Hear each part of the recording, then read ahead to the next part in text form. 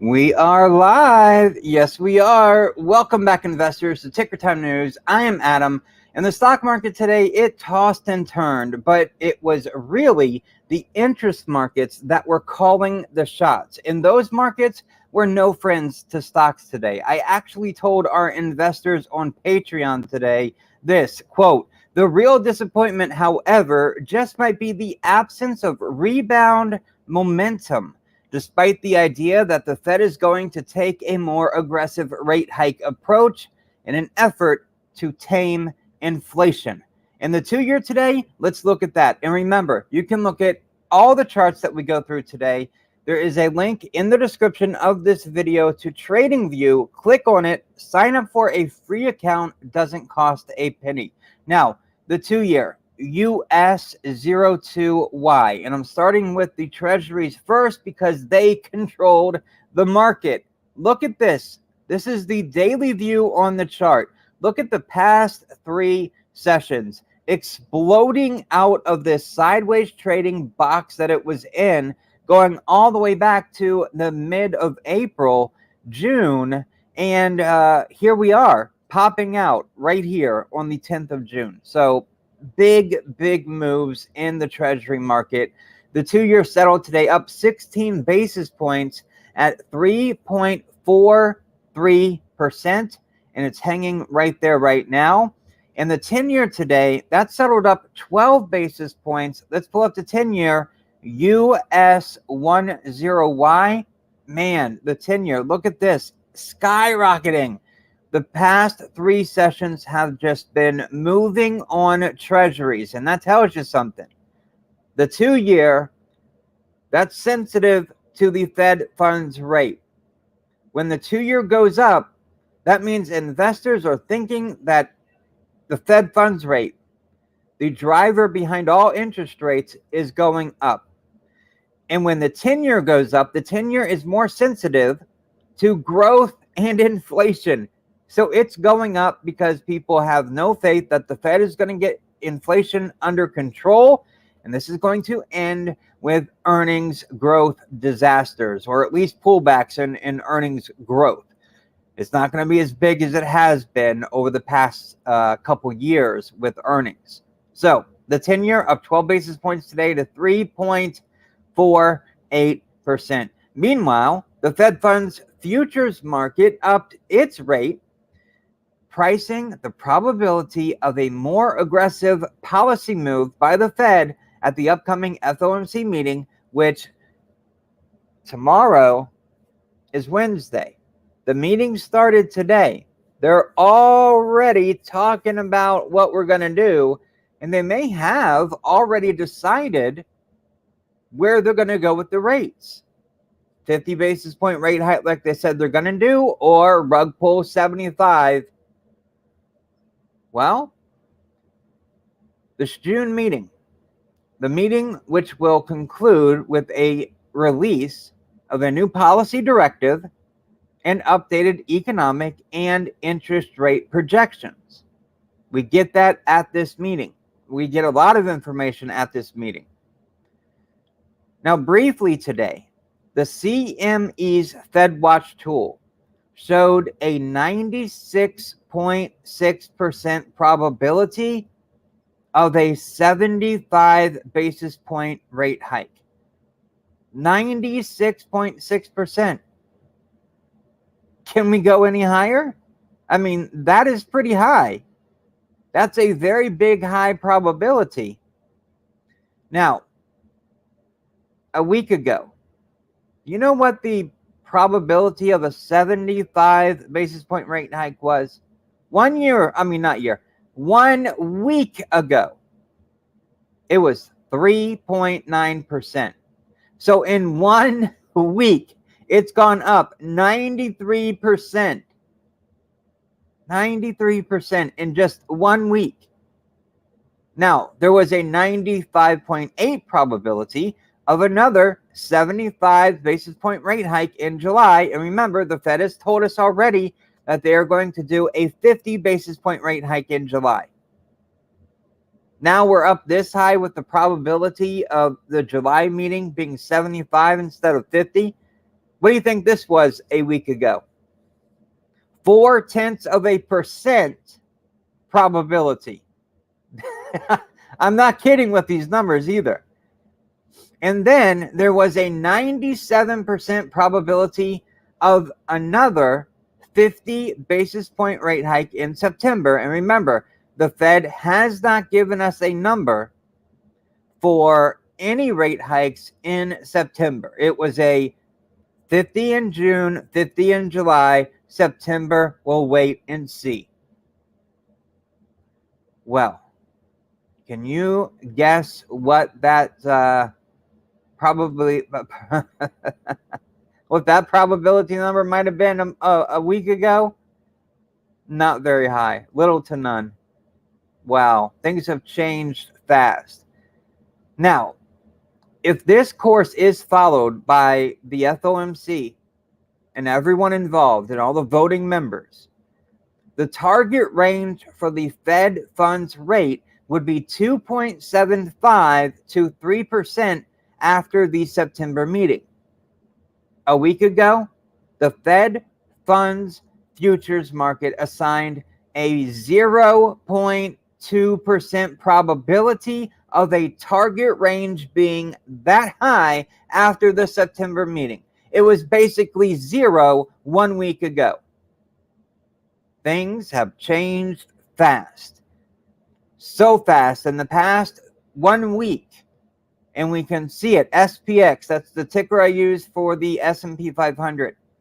Just looking at this chart, all right, volume was down a little bit compared to yesterday, but still elevated compared to averages. So I'm going to take volume off. It's at the bottom there. So we can go in a little bit and see this. Over the past 4 sessions, it's been drop, drop, drop, drop. And then today, the market just didn't really know where to go. So the S&P 500 down 0.4%. The Dow Jones down 0.5%. NASDAQ was actually up 0.2%. So the market just had no clue where to go. Tomorrow morning, unless there's a leak, will probably be the same thing. The market will not know where to go until the Fed releases their press release, and then Jerome Powell comes out and backs up whatever it is they say in the press release. Okay.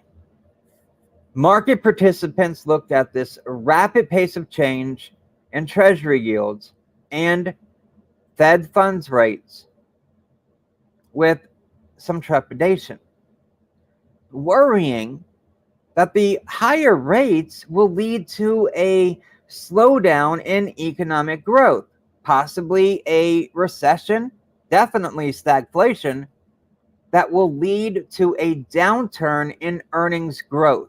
And earnings projections are still inflated. Companies have not come out yet and said, well, you know what? Our numbers are too high and we need to adjust those down to show the slowing economy. That hasn't happened yet.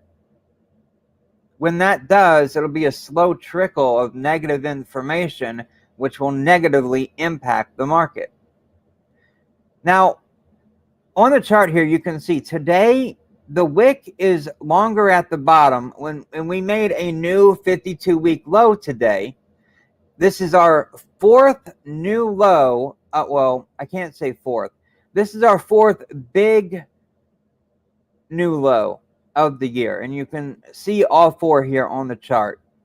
The first big low was January the 24th, February 24th, May 20th, and then June 14th.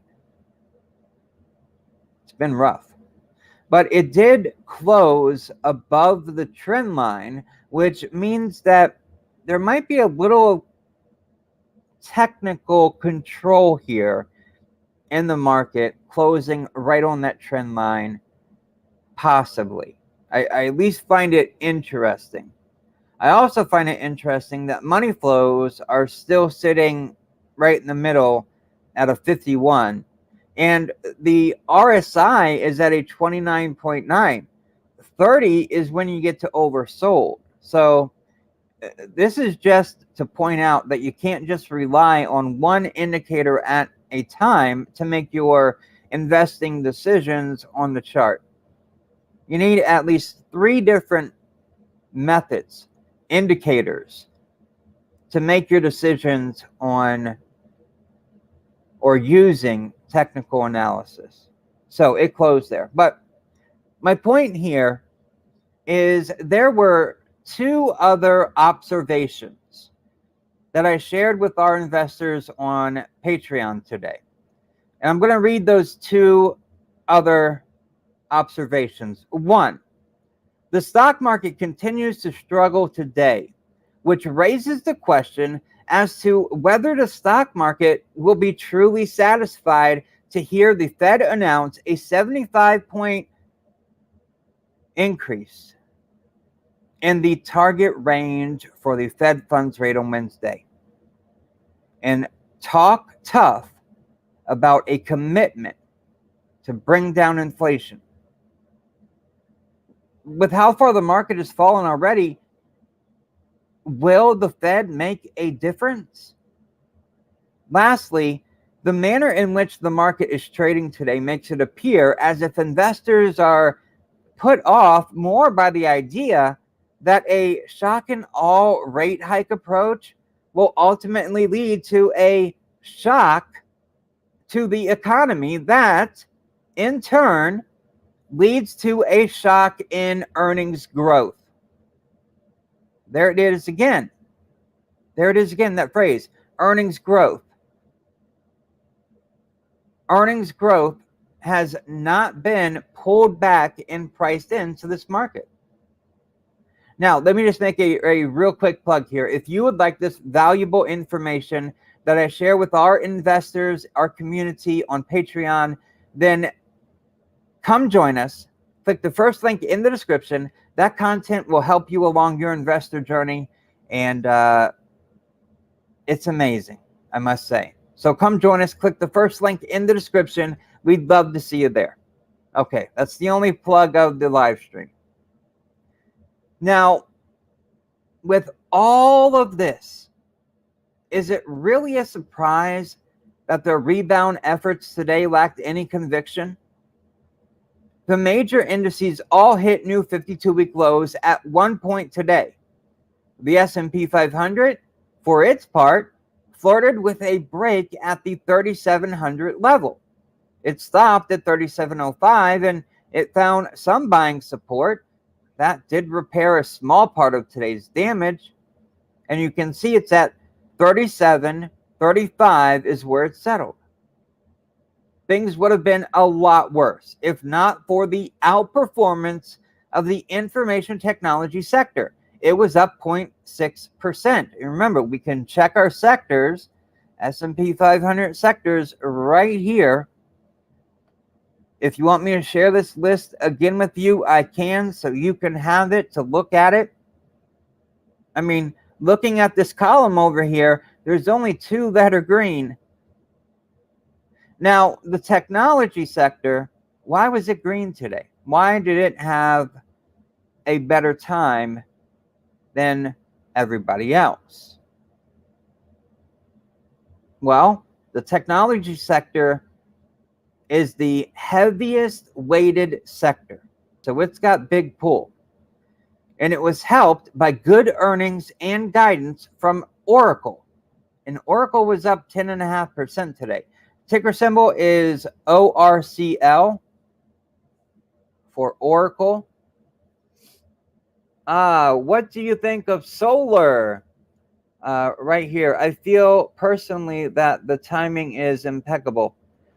Solar has been going up, that's for sure. Let me just mention this Oracle thing here, and then I'll hop over to the solar and talk about that. Now, Oracle did good today. There was also a relative strength within semiconductor stocks today. You can look at the Philadelphia semiconductor industry index, that is, not industry, by looking at SOX. stocks, and you want to click on the, not the NASDAQ, the TVC in TradingView, and it was up today, 0.6%. And then the only other sector that eked out a win was energy. It was up 0.1%, but we'll talk about that in just a moment. Let me go to TAN, T-A-N. That is a solar ETF, and you can see the performance here. Now, it's been a little bit since I've looked at this, so let me remove that. So solar hit its bottom on May the 12th here for its most recent rally, and it rallied. Let's see how far. Starting on, again, May the 12th, and we hit the peak here on June 6th. It was a 41% run within 25 days. Great run for an ETF, but as I scroll in here, you'll see that this ETF, it likes to trade sideways. It will have big moves up or big moves down, and then it will trade sideways for a while.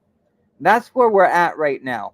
I think solar got a little overextended, and it's pulling back right now.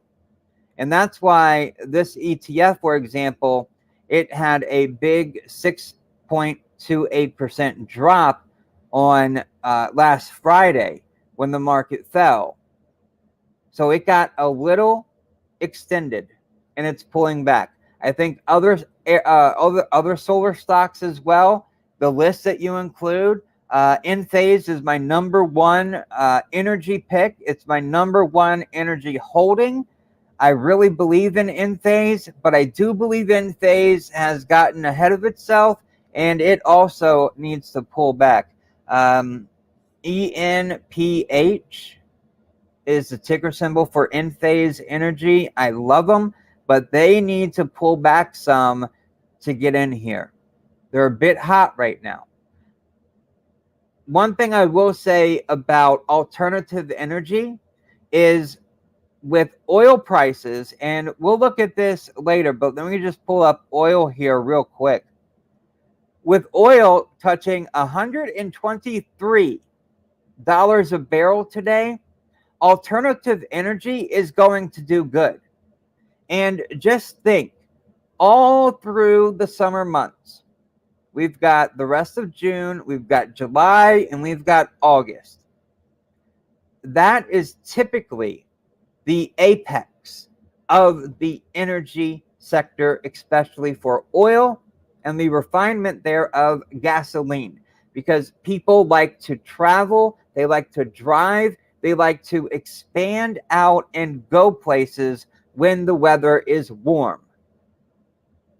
So as long as oil and energy continue to rise, which I believe they will through August, September timeframe, then alternative energy will also continue to rise after its pullback. After the market kind of digests what the Fed is going to do tomorrow, then we may get a reemergence of the alternative energy, the solar stocks that you have listed, and they could possibly run again.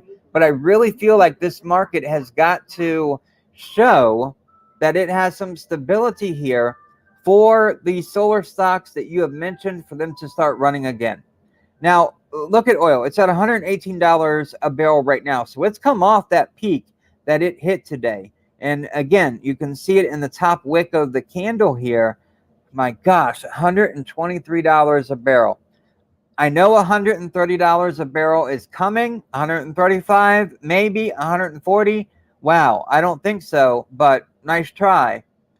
Over the summer months, obviously, as long as this goes up, this energy, this oil continues to push up, all of the alternatives will do really, really well. Solar Edge, that's another good one. SunPower, I like that one. The Canadian Solar, I like it too. Every ticker that you've listed there is a good alternative energy source to be investing in. Just remember, though, that with this run up they had, in this recent pullback, it's still expensive, especially in phase. In phase is really expensive. Their valuation, it's just their price to earnings, their price to sales, whatever metric you want to use to judge them, they are expensive, but I still like them. I've been holding in phase for quite some time.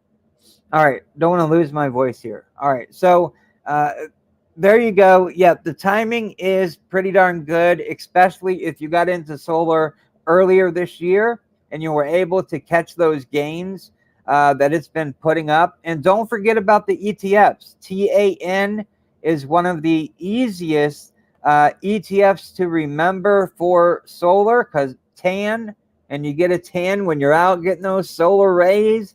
So remember that one. It's a decent, it's a good, I think, ETF product for the alternative energy solar industry. And you can see this thing had a big run up going back here from the bottom of 2020, March of 2020, and they're just running up to that peak in February of 21. One heck of a ride. But it's in a pullback phase right now. You want to see this thing come down maybe a little bit more. It looks like, actually, let me go ahead and turn the volume on here, this indicator here. So it looks like when price, and let me just show you here on, it looks like we have good support for price right here in this area. So that's going to be a low about where it sits right now, and a high of where it peaked on its last rally, about 77, 78. That seems to be where the majority of money is coming in right now on this. So that would be your bottom and top. So it's getting close to its bottom right now. The third greatest volume profile is sitting right here at $68, and it's at $68 right now. So if the Fed can come out and settle the market tomorrow, it's possible that TAN could settle around right here too. But it's not a given. Volume does slowly drift off, and then of course, once it gets below this 61, it's almost like a guaranteed bounce with how low that volume is there. It's incredible. Okay, so just some quick thoughts there on solar, alternative energy, and the ETF TAN. TAN is the ticker for that. Okay, so energy, another one that eked out a gain today, just barely by 0.1%. And you can see here on the chart, it has been falling for the past 3 sessions, and it's getting close to this support area down here. Now, if you look at the volume profile over here on the right-hand side, it looks like investors like to step in about 588. That looks to be the price that has the most reactions. And then below that, 578. So a $10 range there for the energy sector as it is. But that was a hollow victory, I guess I could say, considering that it was up, the energy sector was up as much as 3.2% earlier today. The energy sector pulled back intraday along with oil prices. And again, we just looked at those. US OIL, that's the ticker you use for oil. WTI crude oil. And again, you can see that little pullback that it had today, and it got up to, I can't believe it, $123 a barrel. That is just insane. And we all know it's going to 130 a barrel, maybe 135. I don't think 140. But look at this. Volume profile right here says that 109 seems to be the number investors like right here. And then for a bottom support area, 103, investors seem to like that area. Right now, the volume profile is showing a bit of an air gap here, where volume kind of just drops before it pops back up. So it's in this little vacuum space where investors aren't sure where to go because they don't know if it's going to go higher or if it's going to pull back, because it's been running hot here for a while now. So would it surprise me if there was a pullback in oil? No, because it's been running hot. However, when things have momentum, they have momentum, and it's hard to stop a freight train going 100 miles an hour downhill. So don't step in front of it. Now, oil today ended down 2% to $118 a barrel. That's where it sits right now. Meanwhile, natural gas futures, they were down big all day today, getting squeezed by excess supply concerns following a report from Freeport LNG, which is LNG's liquefied natural gas, that a fire last week at a Texas facility interrupted the transfer of LNG, or liquefied natural gas, from storage tanks to dock facilities. Now, Freeport does not expect the plant to return to full operations until late 2022.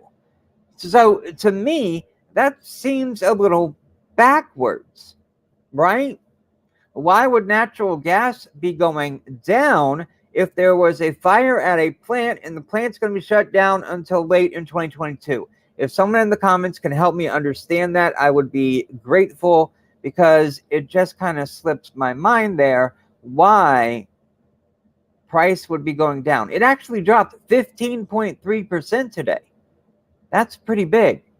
Now, separately, the Dow Jones Transportation Average, which, if you know Dow theory, you know the transportation average in the Dow is important. And it was a standout. It was up 2.1% today. It had a really good day. Not so much because of the drop in oil prices, which does help, but because of a standout performance by FedEx. Ticker symbol FDX. FedEx was up over 14% today. Big jump. Why? Why did FedEx rally today? Well, there was an announcement of 3 new independent directors and a 53% increase in its quarterly dividend. Its quarterly dividend is now up to $1.15 per share. That's a sweet deal right there. Every quarter, you get $1.15 for every share of FedEx you own. And if you look at FedEx on the chart here, I'll go out a little bit. It's off its peaks. I mean, you can see that, right? It's off of its peak. So it does have room to mature. Just imagine how many packages were flying during the pandemic. And if we keep growing and growing and growing and shipping more packages and buying more online, it's a no-brainer that FedEx will do good. UPS will do good. Some of the smaller retailers will do good. So big news with FedEx today. Big jump here in price as well for FedEx. I mean, wow, look at that. It's 200-day moving average. If you're looking for something technical on the chart, that 200-day moving average at $231, it stopped it in its tracks, and that's where it pulled back from to settle at nearly $230 a share. So really, really good. I can remember when this thing was like $59 a share. It's been an incredible run. Okay, now, the main slackers, I should call them today, were the utilities. They were down 2.6%. We're looking for those utilities on here. Bam. Here's the utilities. I mean, they've been falling hard. And this is a defensive sector. When the market's going down, utilities typically do good because they are stable. But no, down 2.6%. Consumer staples, down 1.3%. Healthcare, another defensive, down 1.1%. Real estate, down 1%. Financials down 0.9%. These sectors sport some of the highest dividend yields, but with rising yields right now, as sharply as they have in risk-free treasuries, they presumably, investors, there were some defections from income-oriented investors jumping to bonds or treasuries. Okay, let's talk about the economic data today. We got the PPI, which is the opposite of the CPI. The CPI, Consumer Price Index, now that dives into what the consumer pays. The Producer Price Index is what somebody pays to make that thing that the consumer then buys at the store. So today, in the May Producer Price Index report, it was released before the market opened. I'm going to go to the 5-minute chart here for the S&P 500 so you can see what today was. And this is it. There was actually a gap up before the market opened because people read the PPI as not that bad, right? So before the market opened, investors looked at the PPI, the Producer Price Index, and said, whoa, this isn't as bad as I feared it was. And quite frankly, it wasn't as bad as I thought it would be either. Oh, did I? Oh, I'm over here clicking the wrong buttons. There we go. Sorry for having that up on the screen too long. I do apologize for that. All right, let's keep rolling. Not as bad as I feared. Not as bad as I feared either. Remember yesterday during the live stream, I thought since consumers were paying a whole bunch, then producers must be paying a whole bunch as well. Well, not as bad as I feared. And that's why we got the gap up in the morning. But then we slowly creep down. The S&P 500, that is. NASDAQ, different story. It did better.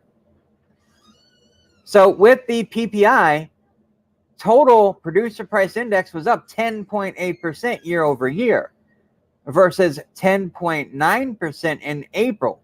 So not a big drop, a small, tiny one, but not a big one. And then core PPI, which you take out food, you take out energy, it was up 8.3% versus the 8.6% in April. Now, you take out food, you take out energy, two of the biggest climbers in price month over month and year over year.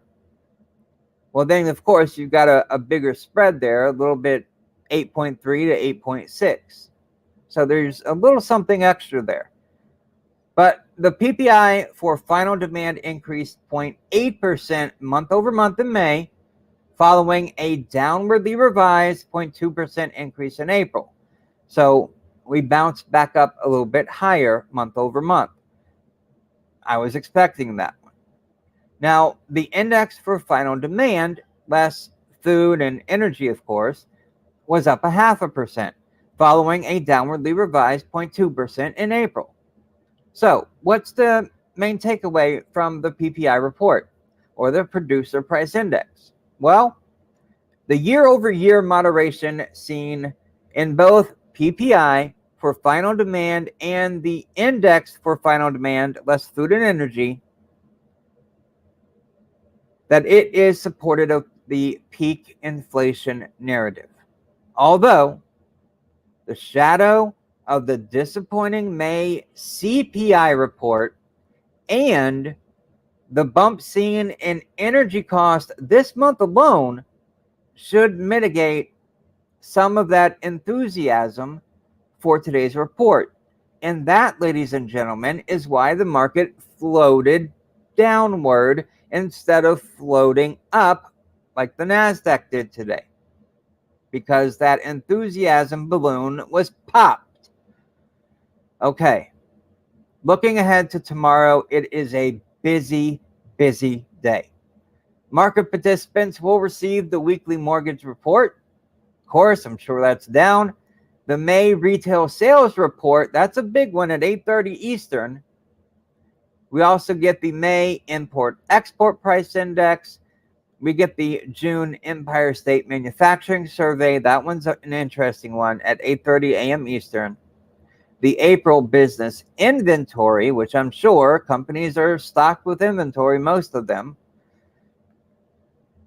We get the June NAHB, right? Housing market index, yes. At when does that one come out? At 10 o'clock. And then, of course, the big one, the one that's got the momentum to move the market, the FOMC rate decision. 2 o'clock Eastern is when that comes out. And then we get April net long-term tick flows. But we don't have to worry about that one right now. Okay. In addition to the report that we get at 2 p.m. Eastern for the FOMC, the rate decision, Fed Chair Powell will hold his press conference about 2:30 Eastern tomorrow. 2 o'clock Eastern tomorrow. We get a press release that has the decisions made, rate hike decisions, policy decisions, and then at 2:30, 30 minutes later, that's when Jerome Powell will come out and talk. The market will probably overreact at 2 o'clock, and then the market will overreact again at 2:30, and then somewhere into the close, the market will start to digest the information and start moving in the correct direction.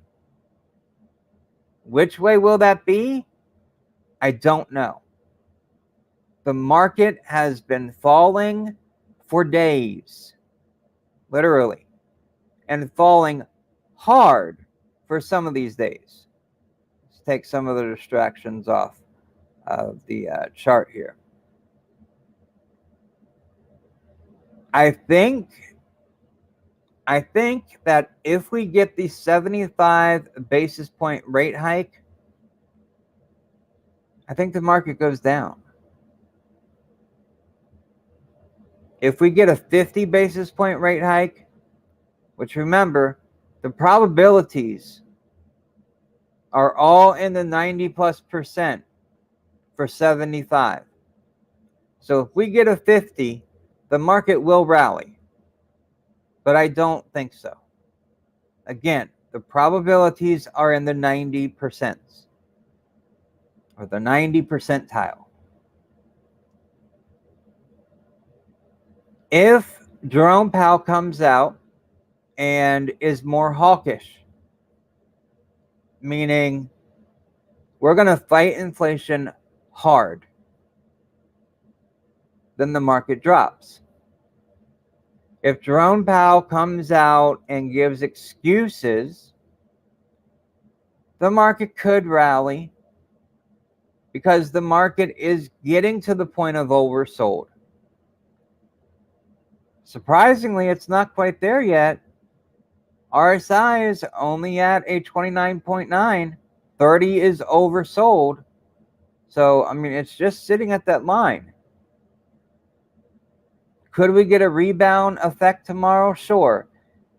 We could get a knee-jerk reaction to the upside just for it to an hour later fall back down, right? Let's look at this. I'm going to go back to May the 3rd on the chart here. May the 3rd. Okay.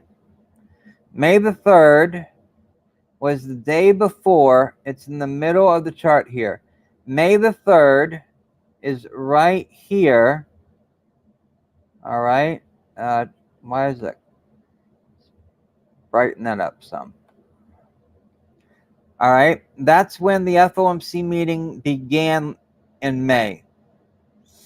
And then the 4th, which is this big green candle right here, that's when the Fed came out and made their decision about the 50 basis point rate hike in June and July.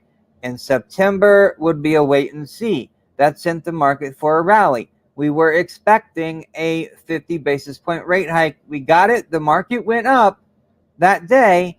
But then the very next day, what did the market do? The market sold off for 1, 2, 3, 4, 5 days in a row. 6th day, it hit its bottom. So again, we could get a knee-jerk reaction where the market rallies, and then the very next 6 days in a row, it could sell off once reality sits back in. Because what does the market do? The market overreacts. Okay? So that's what happened last meeting. Could that happen again? Sure. Although right now we are in a pretty bad situation with how far we've fallen. In a market, just like a market doesn't go straight up, a market doesn't go straight down either. So I would not be surprised at some sort of a rebound tomorrow. I think this may be a sell the rumor, buy the news setup. Meaning we could bounce tomorrow after Jerome Powell comes out and talks at 2:30. Okay? Do you recommend I don't trade till do nothing tomorrow morning. Do absolutely nothing tomorrow morning. Wait until the press release comes out. Wait for Jerome Powell to come out and speak. As a matter of fact, remember last time, during the last meeting, we rallied that day that Jerome Powell came out and talked. And as a matter of fact, if I can, let me do this. Let's see here. Oh, I went back way too far.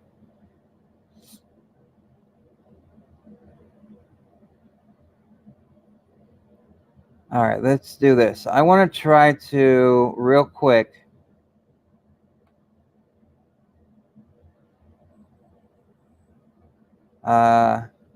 it may lag a little bit. I want to go to the 5-minute chart here. And it is going to lag as I try to load these older dates. But I'm going back to May the 4th. Because the 4th surely wasn't with us the day after. All right, I'm getting close. Here we go. May 5th. Here's May 4th. May 3rd. Okay. All right, let's break this up with a couple lines.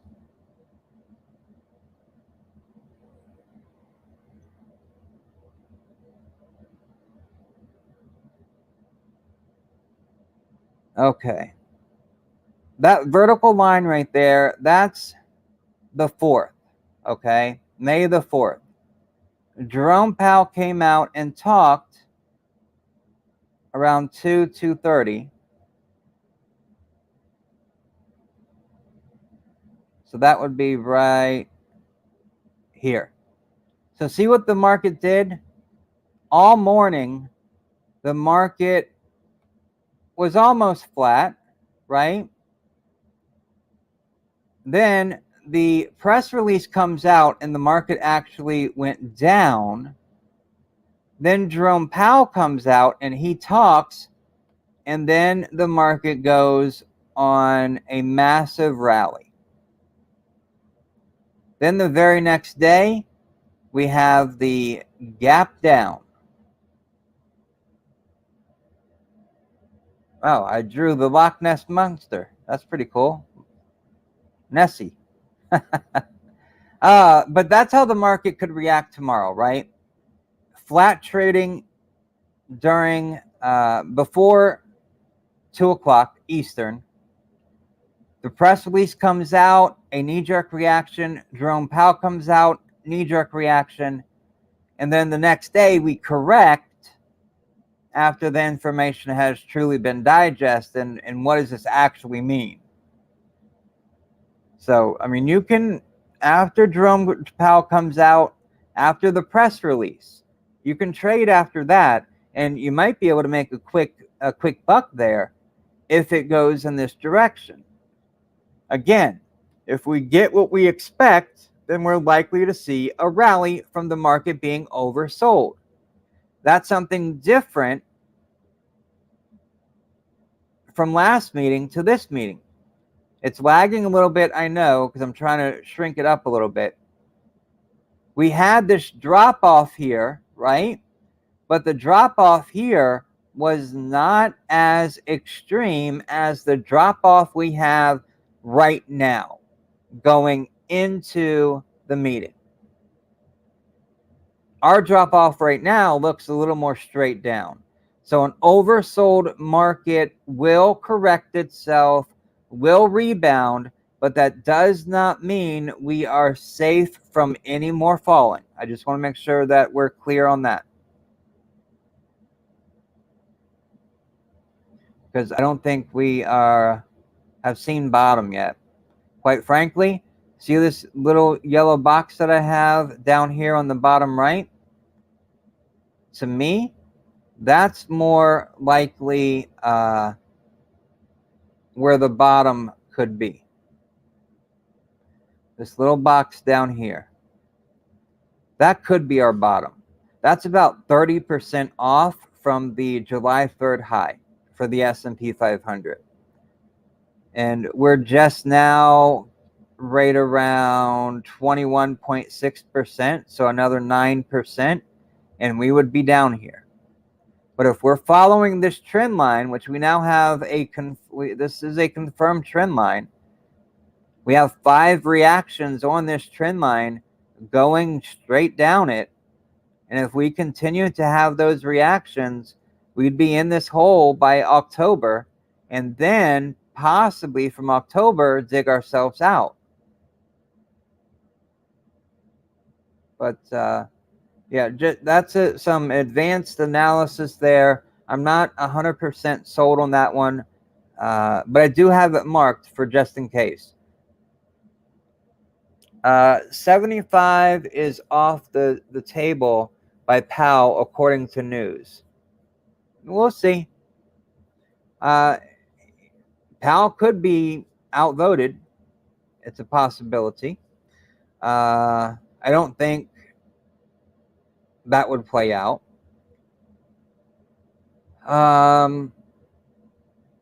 The thing is, though, that if Jerome Powell doesn't come out and get aggressive on fighting inflation, I mean, people already see the Fed as lost its credibility because it's behind the curve so bad. So if we don't get some real action, some I'll believe it when I see it action, I mean, the market could just fall because it's lost faith. I hope he does a hole one. That would be much better. You're on the right track there. I'm totally behind Jerome Powell doing a full 100 basis point rate hike. That would be a 1%. That would be a shock and awe. The market would fall, but then it'd be out of our system, right? It's like, do I just, kind of just work with this rubber band, pulling out the little hairs on my arm, or do I just yank that rubber band off? I think you just put your foot down, raise rates, get inflation under control, and then protect the economy from a recession best you can. Fed's pal, 75 basis point rate hike not being actively considered. Yeah, I don't know. I really think that news report that came out yesterday was let's test the waters and see how the market reacts to a 75 basis point rate hike from the Wall Street Journal yesterday. I really think that was the Fed testing the water and seeing how the market would react. And the market reacted poorly. But you get it out of your system, right? Just do it. Take action. Look at the other central banks and how the majority of them took action in one way, shape, or form by being more aggressive.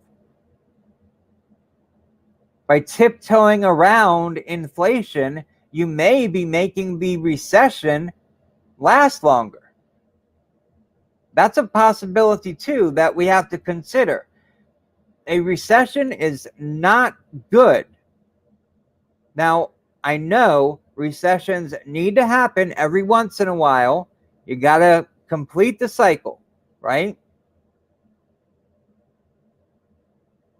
But making the recession last longer than it needs to flush out zombie companies and companies that should have gone bankrupt a couple years ago, has to happen. But the job should be make the recession as short as possible. Don't do things that would extend how long the recession lasts. And God forbid, the recession goes to a depression. That's why I'm in the camp of put your foot down, raise those rates, get inflation under control, and then fight the recession, however you want to do that. But I think by tiptoeing around inflation and not really dealing with it, just sweeping it under the rug, I think that's going to cause a recession to be longer than it needs to.